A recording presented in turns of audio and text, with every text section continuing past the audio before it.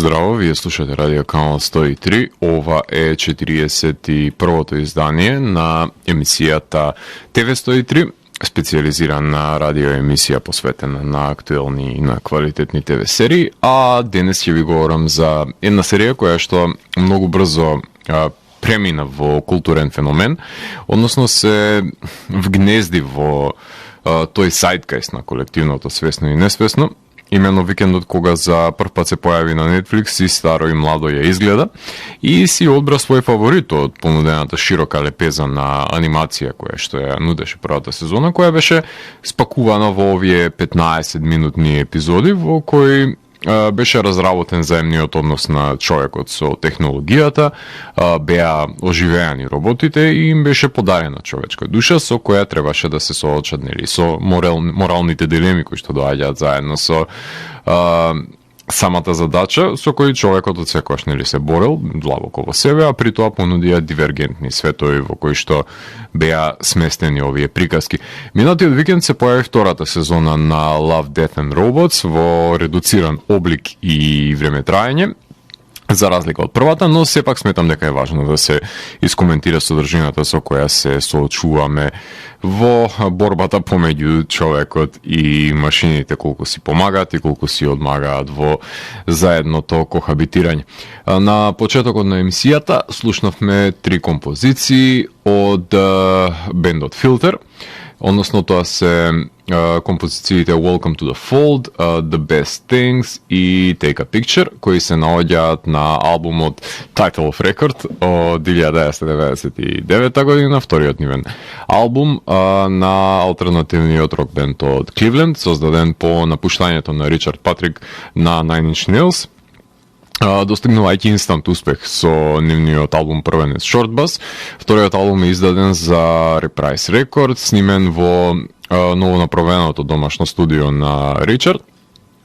А на албумот Ричард силно се потпира на гитарскиот звук, има опасни рифови, но ги комбинира со индастријал рок естетиката, ги става во фах на алтернативен рок сензибилитет, нагласен со, нели, гранж влијанијата на валканаста прецена дисторзијата, а сепак е доволно модерно амалгамирањето на електрониката и гитарите, за да се свират на, сепак за бендот да се појави и на Family Values турнејата со new metal артистите, што значи дека ова е одличен албум создаден во право време и неретко музика од овој албум има дури и на скор на самите филмови, така што крајот на 90-тите ги одбележа и ранни 2000-ти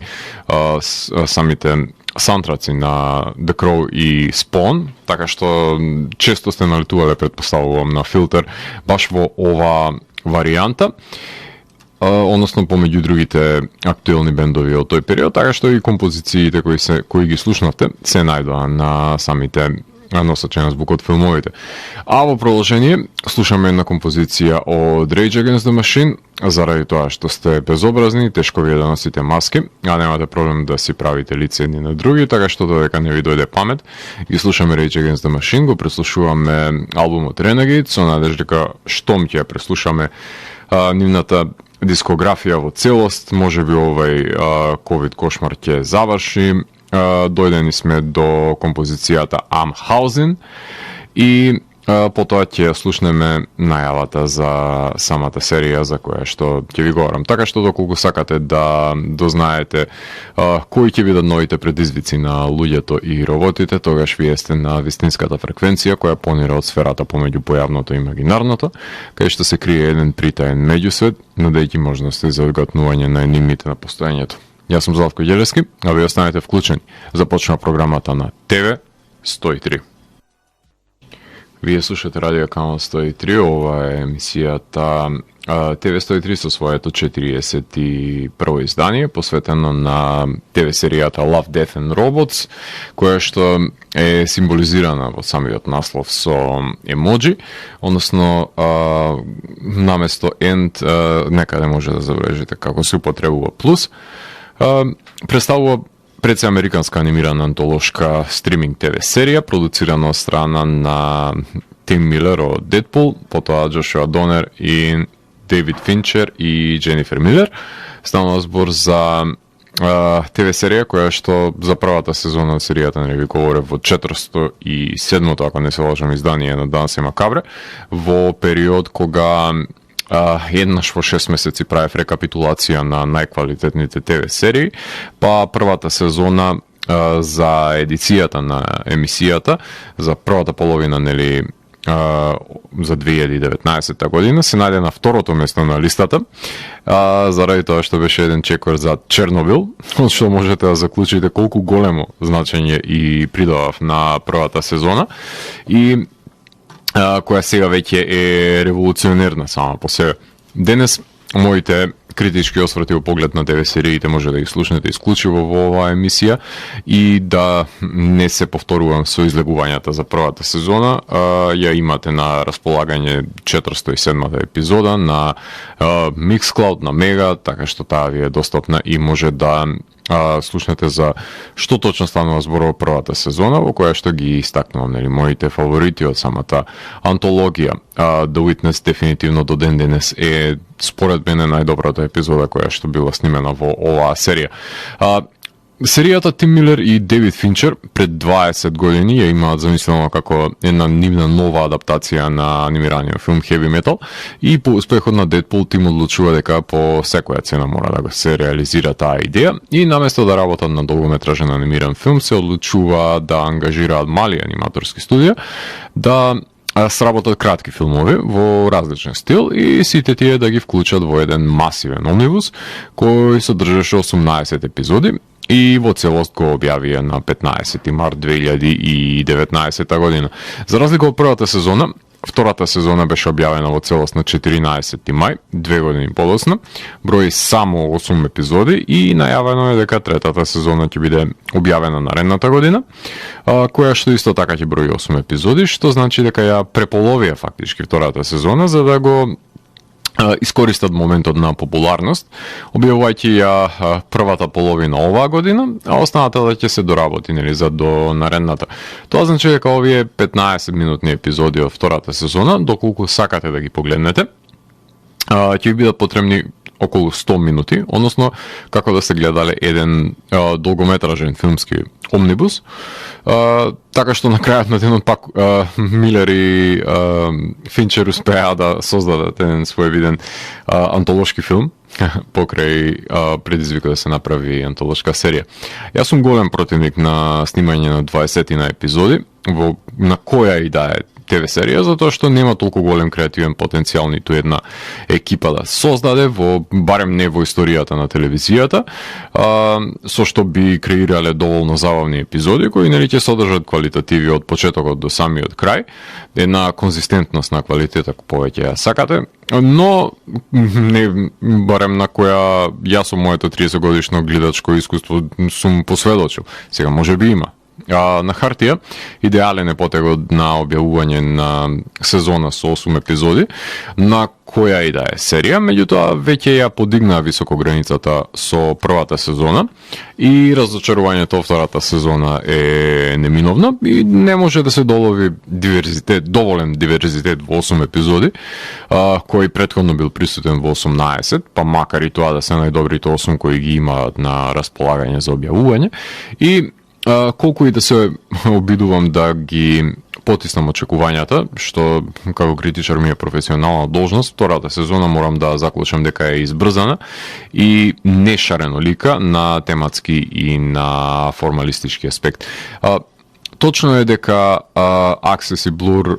и Unity Image студијата се повторуваат со својот удел и во втората сезона, но едно е овие 5 епизоди да бидат дел од 18, а друго е кога се повеќе од половина од 8. Значи во втората сезона ги немаме Pinkman TV, кој што ја создадува според мене култната The Witness, ниту пак трите роботчиња и светот на мачките на Blow Studio. Најголемиот проблем го имам со 3D моделите на Blur студиото, на студиото Blur, кои се повторливи во поглед на нивната анимација. Воопшто немаше да ми пречи да работеа различен тип на анимација, наместо да гледам бледи копии на веќе установени научно-фантастични тропи и тоа во 3D, само затоа што најбрзо е да се изработи за овој краток временски период со кој што беа притиснати студијата за да ги издадат нивните кратки филмови, заради тоа што многу добро знаете дека минимум 5 години се работи на еден долгометражен анимиран филм, па без разлика на тоа што е поделена работата на овие мали студија, да се направи за 2 години и од почеток до крај 100 минути анимација, тоа треба да значи дека некаде се крателе одредени процедури само за да се дојде до време, а јас лично сметам дека доколку имаш уште една година барем простор, може би одредени аспекти ќе забележаа дека не функционираат и ќе се работеше на нивно подобрување. Тоа нема да дознаеме дали би било така во иднина. Во втората сезона гласовите ги позајмија Майкл Би Джордан, Ненси Линари, Емили О'Брајан, Џо Демпси, Дженифер Хейл, Брайан Кине, Стивен Пейси,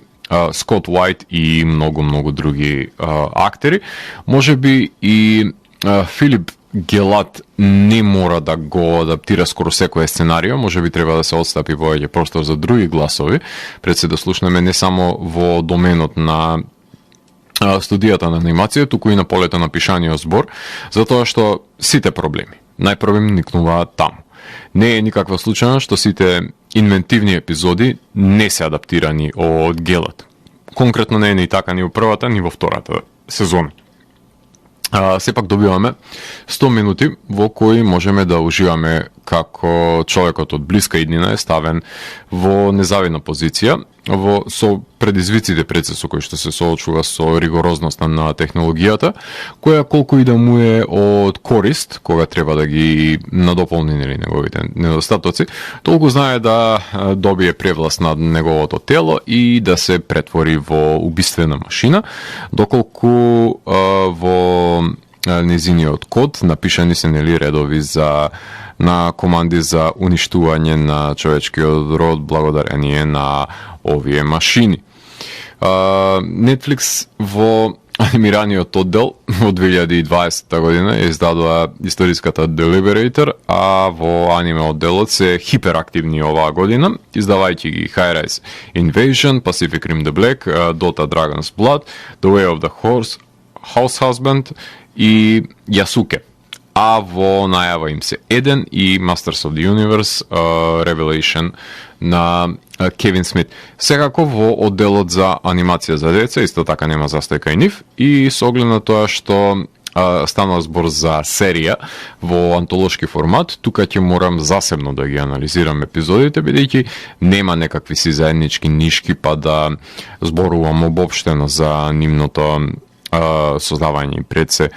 конципирање, така што во наредните влегувања ќе ви говорам за секоја од 8 епизоди кои што ги содржи втората сезона на Love, Death and Robots. А тука ќе направиме кратка музичка пауза и ќе се префрлиме на Front 242, односно станува збор за композиции од нивниот албум Tyranny for You од 1991 година, петтинини толгосвиречки албум на уште еден бенд кој се пробиваше пред се на Wax Tracks, но кога достигна поголемо внимание во контекст на љубителите на музиката, го напушти овој инди лейбл и замина во Epic Records, искористувајќи ја можноста за поширок пласман. Станува збор за пионерите на куваницата EBM, односно Electronic Body Music, кај што акцентот го ставаат на денс аспектот, нудејќи ја ладнокрвната суровост на одмерениот индастријал звук со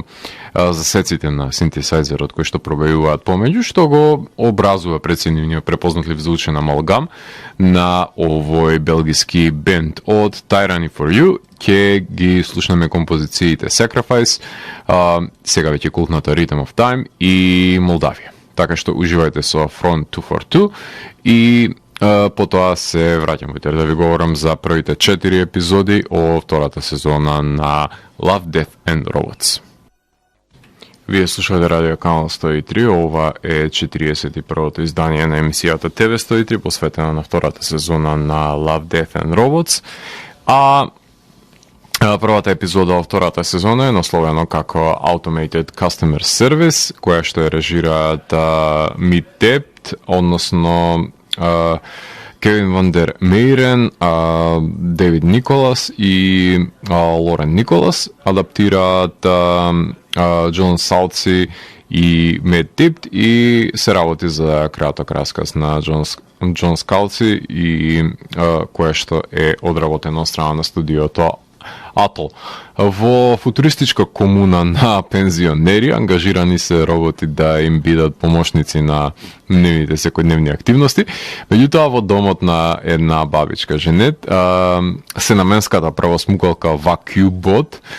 станува агресивна и влегува во purge mode, односно во мод за уништување, обидувајќи се да ја убие неа и незиното куче.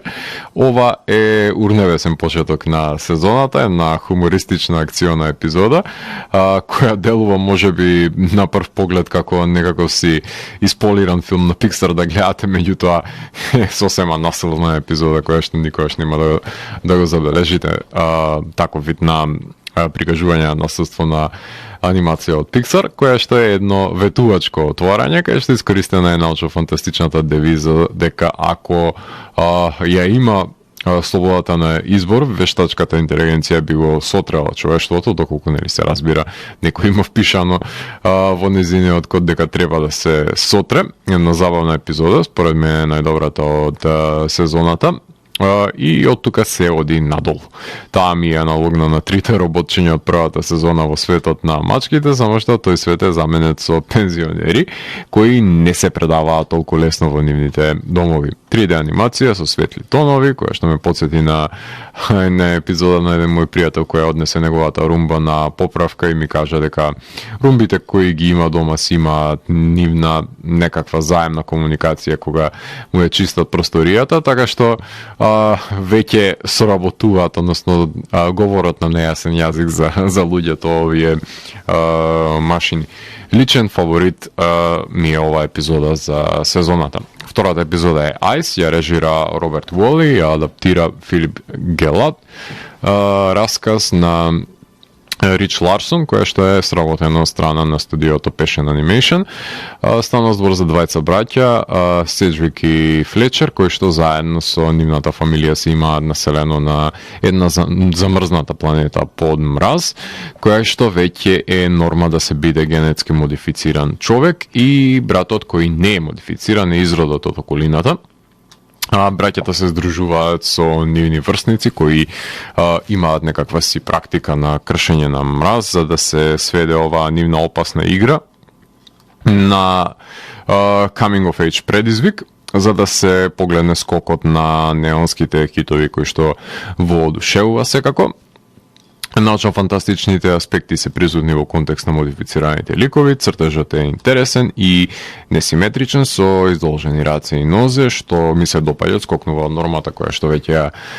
гледаме во таа 3D анимација и подоцна се разбира, проблеми имам со млакиот крај, кај што се зближуваат браќата, но инклузивноста не верувам дека ќе биде воспоставена за немутираниот понатаму да функционира на овој свет, така што сметам дека не е доволно обработен епилогот на оваа епизода, ако воопшто го има. Трета епизода е Pop Squad, која што е режира Дженифер Ю Нилсон, ја адаптира Филип Гелат, расказот е на Паоло Басигалупи, сработена страна на студиото Blur, во една дистописка иднина светот страда од препопулација, со тоа што нели се двои народот на елитистите кои што живеат во облаците и се откажуваат од правото да имаат деца со подлегнување на биолошка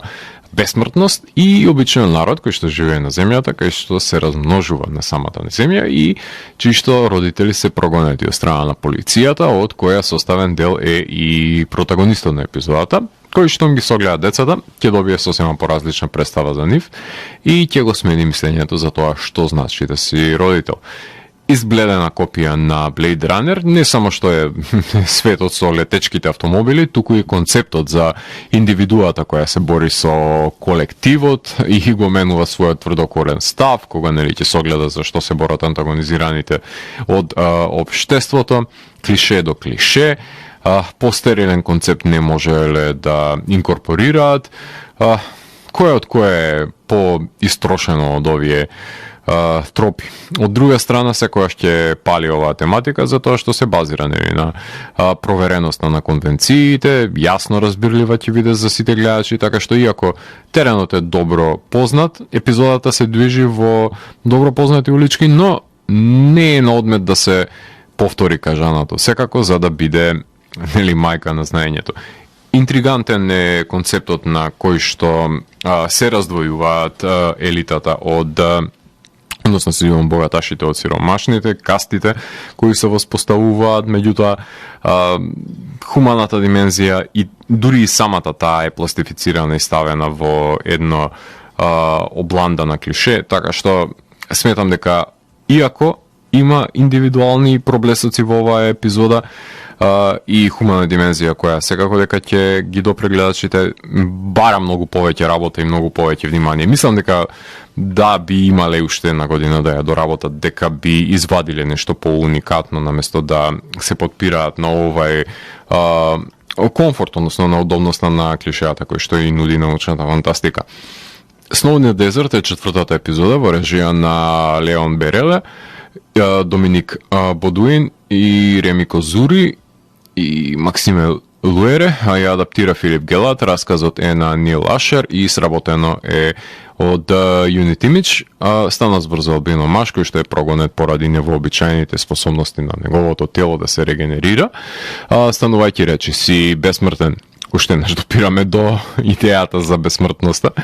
во епизода по епизода. Тематизирана е осаменоста и потрагата по партнер за да се преживее вечноста заедно, меѓутоа овој концепт е вгнезден и во еден Dust Devil и во една Mad Max дистопија, позаимувајќи концепции од вестерн филмот, кај што одметникот е прогонет од страна на ловци на уцени. Така што ова е некаков си убав амалгам на многу добро познати тропи со кои што се создава ова 3D дело, пред се впечатливо за гледање, меѓутоа веќе отрпнуваме на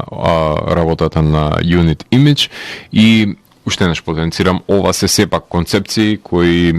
датираат од многу поквалитетни дела, каде што за прв пат ги забележуваме и само се присликуваат во некакви си шаблони кои не се толку делотворни, како што тоа го имаат направено, нели, еден Blade Runner или еден Mad Max. Така што не сакам да продолжам во животот да се изложувам на вакви бледи, избледени репликанти од филмови, кои што само поради присуството, односно само поради удобноста на жанровските кованици и конвенции си земаат за право да ги повторуваат многу добро установените тропи и нормативи и канони и на тој начин му го даваат на гледачот сето тоа што тој е навикнат да го гледа, наместо да го провоцира, да размислува малку повеќе, да ја вивнат во пламен неговата имагинација и да ги замисли евентуалните исходи на овие измислени светови, односно имагинарни светови во кои што тој треба да нурне и да ги проектира. Така што прават пасивен гледач, наместо функцијата на научната фантастика што секогаш била да создаде еден мечтател, еден активен гледач. Ова се веќе кодифицирани нормативи кои што се исцрпени, шупливи и плитки, ја го имаат само облогот, односно ја имаат само челуста, ја имаат лушпата, меѓутоа содржината е многу добро позната, многу добро вкусена од многу поквалитетни јадења претходно, барем во филмски деликатеси, така што само е дестилирана и направена да биде подложна за масовна конзумација, што тоа медиокритетниот стриминг сервис Netflix го ни го дозволува на сите нас кои што ни нуди, нели, квантитет и заборавил да ни понуди квалитет. Така што тука ќе направиме една кратка музичка пауза. Имено во продолжение ги слушаме The Young Gods, поточно композиции од албумот TV Sky од 1992 година, трет нивен долгосвиречки албум на бендот од Женева, Швајцарија, кој што користат семплување и манипулација на звук, поигрувајќи се со електроника, издаден за Pius, издаден по албумот со обработки The Young Gods Play Kurt Weill од 1991 и пред издавањето на култниот Only Heaven од 1995-та, првото нивно драстично пробивање на западниот пазар со оглед на тоа што е првиот албум отпеан на англиски кој подоцна ќе го привлече вниманието на Interscope. Иако предходно многу добро биле запознаени од Wax Trax со нивната музика која ја издавале во САД пред таа да дојде до широк пласман. За нив можете да го погледнете пред се одличниот документарец за Wax Trax, именуван како Industrial Accident, така што на овој албум прават одлична регура на рок-н-рол бутондоста на The Doors и електронското семплување, подхрането со моќни рифови кој завршува со еден 20-минутен транс од композиција на самиот крај. Од TV Sky ќе ги слушнеме композициите Gasoline Man, насловната тема, и Skin Flowers. Потоа се враќам во етер да говорам за последните 4 епизоди од втората сезона на Love, Death and Robots. Уживајте. Вие слушате Радио Канал 103, ова е емисијата ТВ 103 со своето 41-во издание, посветено на ТВ серијата Love, Death and Robots. Конкретно ви говорам за епизодите од втората сезона. Именно втората половина од епизодите ја започнува The Tall Grass, која што е во режија на Симон Ото, адаптација на Филип Гилад и расказ на Джо Ленсдейл, сработено од страна на Axis Animation. Станува збор за воз кој што ќе престане со возење, односно ќе настане технички дефект насреде поле, во близина на поле конкретно, да пругата од кај што еден патник слуша звуци и крици и оди да истражува за што станува збор, додека не најде на зборот за кој што ние немаме соодветен македонски назив, ако не се сеништа или чудовишта, меѓутоа се на англискиот јазик ghouls, односно гулови во слободен превод, и ќе биде спасен од кондукторот кој му објаснува дека во тревата има портал за други димензии, а монструмите се всушност поранешни луѓе кои се имаат загубено во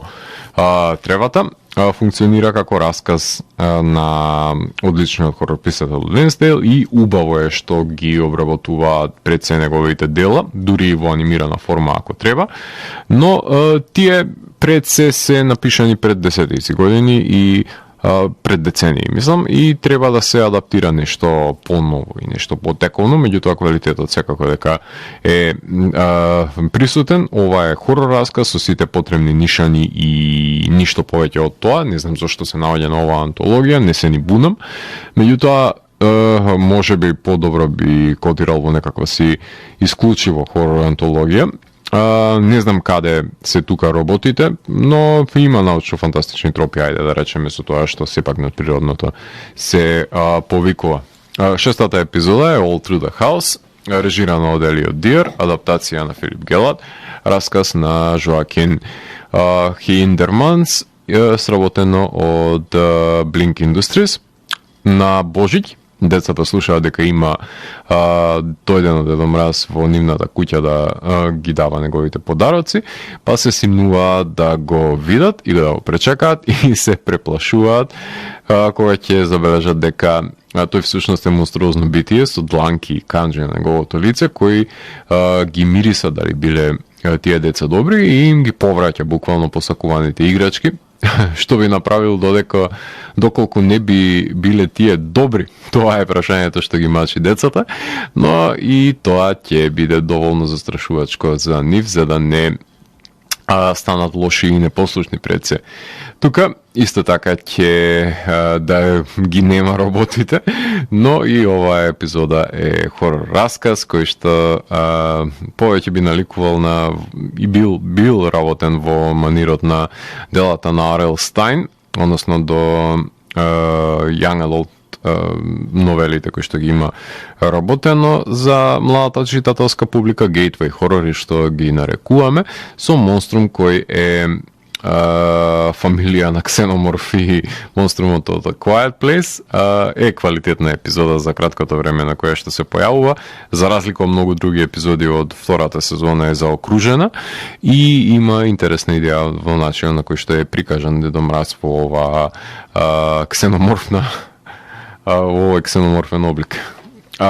Седмата епизода, предпоследна за оваа сезона, е Little Hutch. Life Hutch се извинувам, во режија на Алекс Бјути, адаптација на Филип Гелат и расказ на Харлан Елисон, сработено од студиото Blur. Во борба со вонземјани, пилот на вселенски брод се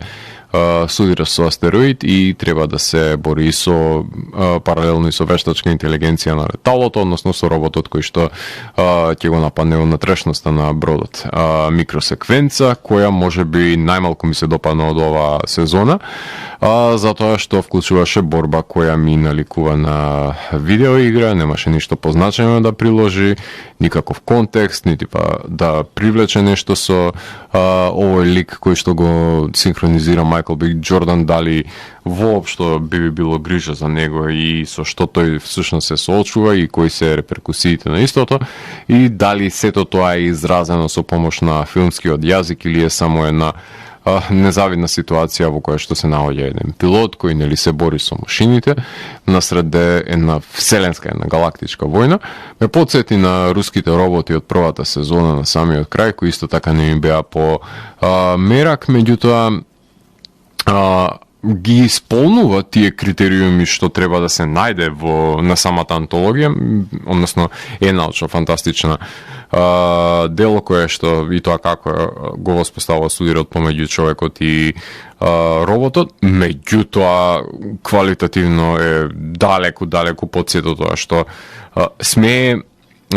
Милер и Финчер да си дозволат да се најде нивната антологија, заради тоа што ова се буквално лични карти, односно ова се визит карти, се извинувам, на студиото Blur, кој што може да си ги изрекламира неговата екипа која што работи на анимацијата, да докаже колку тие имаат совладано 3D анимацијата, за евентуално во иднина да бидат најмени од некоја си поголемо студио, кое што ќе ги земе нели како платеници, меѓутоа проблемот е во тоа што не создаваат кохерентни и комплетни дела, создаваат фрагменти на нешто што евентуално би наликувало на краток анимиран филм, доколку се стави во некаква си многу поголема целина од тоа што ние го забележуваме. Значи, создаваат сцени и ништо повеќе и дискутабилно е колку конкретно Life Hutch може да се нарече воопшто дека е краток анимиран филм, ама ајде, нека им биде. Последната епизода во втората сезона, именувано како The Drowned Giant, во режија на Тим Милер, адаптација на самиот режисер и станува збор за расказ на великанот J.G. Ballard, сработено од студиото Blur. Секоја сезона мора да има една своја балада. Овој пат тоа е култниот расказ на Ballard, во кој мртов џин се појавува на брегот на градчето. Еден својовиден Гуливер кој нема да се пробуди, но затоа постепено ќе почне да скапува. Смртта е се присутна и епизодата има нарација на академикот кој што е фасциниран од појавувањето на џинот, но го обсервира од дистанца и тоа не само неговиот гнилеш, туку и прави диагноза на општеството со прикажување на иницијалниот интерес на граѓаните, на кои ќе им стивне еуфоријата, кога ќе почне да покажува знаци на детериација, на скапување, и тогаш осамениците ќе почнат да го дружат мртвиот џин, за на крај да почне да се распаѓа на мали парчиња, да служи како храна на останатите животни и да си присвојуваат негови коски, кои што постепено ќе се појавуваат во самиот град. Нали, спомените? И тој постепено ќе избледува и ќе се претвори во еден спомен на невообичаеното, кој се случил во едно заборавено градче, една фасцинација која ја разбудил кај локалното население. Еден одличен, фантастичен расказ кој потребно беше да се види во некаков облик, па макар и тоа да е во анимирана форма, со оглед на тоа што друга и опција не гледам некоја за, освен со некаква си двојна експозиција, со тоа што постепено би скапувало едно човечко тело во крупен план. Не сум толку дарежлив како десетката која што ја доделив на Love, Death and Robots за првата сезона, овој пат од мене има 9 од 10 и таа не е заслужена, која воопшто нема да биде загарантирана ако и наредната година продолжат со повторливоста на тематско рамниште, односно продолжат да ги крадат до смрт Blade Runner и Mad Max, додека нема повеќе што да се краде и го соголат жанрот, како што нели беше распаднат джинот во последната епизода од вторава сезона. Би сакал да видам и 2D цртеж, и стоп моушен, и мешани медиуми воопшто, ама тоа бара повеќе време, поголема посветеност, па да се надеваме дека такви епизоди се оставени за наредната сезона. Доста веќе од преджвакани клишеа на еден мртов жанр. За крајот на ова емисија и на епизодата на TV103 ќе слушаме неколку композиции од фентези плейлиста за Love, Death and Robots, односно ова се неофицијални плейлисти кои што се издаваат и циркулираат низ домените на интернетот. Мислам дека беше во Raised by Wolves епизодата, уште една фентези плейлиста која што имав можност да споделам неколку композиции од неа, од проста причина што оригиналните теми кои што се земени од самиот саундтрак за првата, за втората не ни добивме целосен, се крајно несоодветни поп песничиња кои што би биле пуштени на ова радио. Па овие фентези плейлисти се во огромен концепт, концепирани се во огромна мера да бидат обработки на некакви си култни и одминати теми од 80-тите, 70-тите и изминатите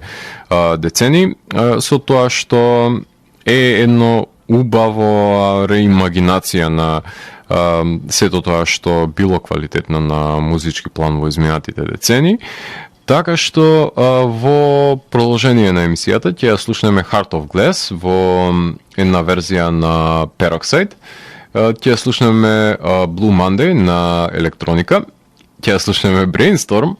на Bleach и ако имаме време Lithium на Becky Bondage. Значи ова се композиции кои што се од Nirvana, од Arctic Monkeys, од Blondie, од New Order, така што како што можете забележите станува збор за еден диверзитет на звук на кој што ако имаме време се надевам дека ќе може да преслушаме уште некоја композиција дополнително од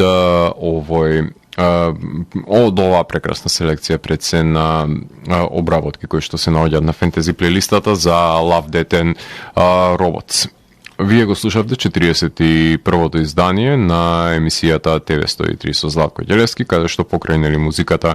на фентези плейлистата на Love, Death and Robots слушавме и тематски композиции кои што се наоѓаат на исклучителни и значајни албуми од индастријал